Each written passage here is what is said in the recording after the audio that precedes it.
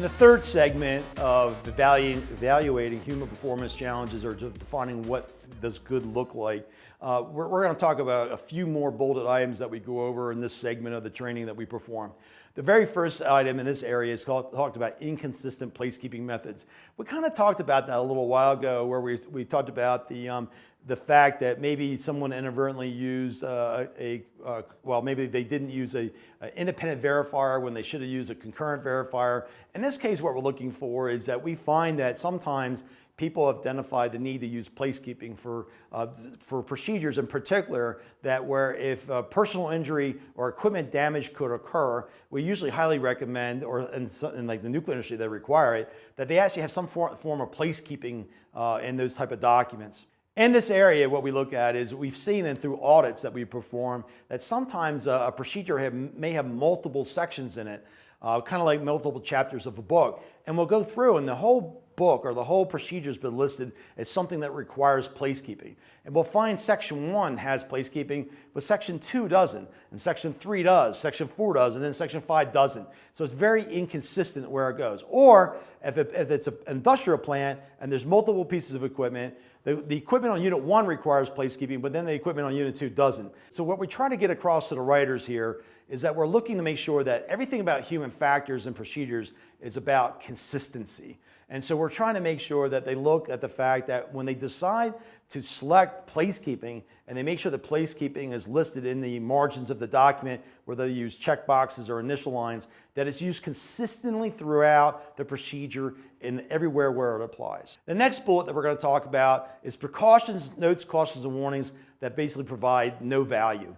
Many times what will happen is if a person is developing their steps, they think that, wow, I just cannot find the best wording for this step. Well, you know what I'll do? I'll add a note and explain why. And then what happens, the why becomes, instead of being a sentence or two, it becomes a paragraph or a full page. Sometimes I've seen them wrap across 2 pages and as they go along. And if you have more than a couple sentences, people just aren't going to read that. It's just overwhelming. Some industries, they have a habit of, this is where they put all their training material, because they don't have like the elaborate training programs that the nuclear facilities will have and all the staff they have to support that. So they have the habit of putting a lot of information, because the writer just feels that, hey, that people need to know this when they go to perform the steps.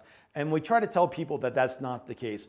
We want to make sure that when they go ahead and they add supplementary information, which would be a note, or some information that would there prevent equipment damage or personal injury, that it's very clear, it's very concise, such that when a person sees that information, they really want to read it instead of just skipping over it. Where it really runs the risk of human error is where all of a sudden you have 1 or 2 notes that are in the procedure that really were just FYIs, just general information. Then all of a sudden they look at it and say, you know what, I don't need that information. Then all of a sudden they come to a caution that really has some meat to it, something that says, wow, you really need to pay attention to this, because if you perform this step wrong, it could cause damaging to equipment, even personal injury. So what we try to do is, this is all about consistency, making sure that there's awareness that when you write precautions or notes, cautions, warnings, that they have a very distinct purpose. And the purpose is there to improve human performance, not just dump every piece of training information you could think of in that area just because you just think it's a good idea to be able to do it. The next one we're going to talk about, which is really almost along the same lines, is that when you write precautions, notes, cautions, and warnings, they are not allowed to have anything actionable or something that's implied as an action located in these boxes of information. The problem is people are known not to read these things consistently.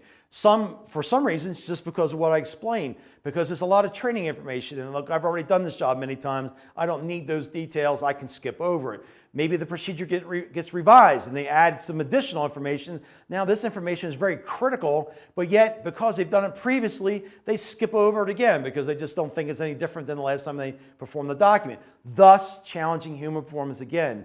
So, or an example would be is maybe you have a caution where you're running a pump and the bearings are not allowed to exceed 185 degrees. I've seen people actually write in a caution, do not allow bearing temperatures to exceed 185 degrees during normal pump operation. That's an implied action. That's really saying is don't allow you to do this. Now, if you read the step that comes after that, nothing talks to the fact about now how do I make sure that while the pump's running, bearings don't exceed 185. It doesn't tell you anywhere in the document how to do that. So just because you throw that in a caution does not mean that you're going to get the results you're looking for that will ensure that those bearings will never exceed that limit, and then basically the damage occurs to the pump, right? So, or to the motor anyway.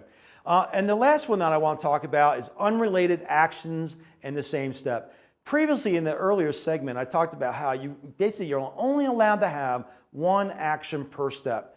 You're not allowed to have multiple actions in a step. Well, this is like a multiple action step, but of those multiple actions in that one step, some of them are completely unrelated to the other 3 or 4 things that were also actionable in that same paragraph of information.